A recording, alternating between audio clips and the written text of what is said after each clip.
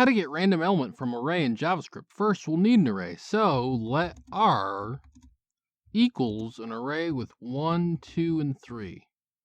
The main crux of this will be getting a random index. If we get a random index that is in the valid range relative to the items in the array, then we've basically obtained a random element. So let index equals math.floor of math.random times r.length.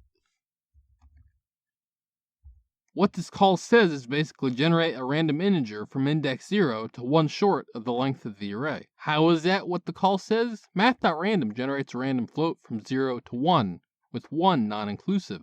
Multiplying that call by r's length turns the range to 0 to the length of r, with again, the length of r not inclusive. In conclusion, floor rounds down to the next smallest integer, which results in the range we want to begin with. If we console.log r subindex and run the code, we'll see a random element. This has been Jakubication. Like and subscribe to learn more.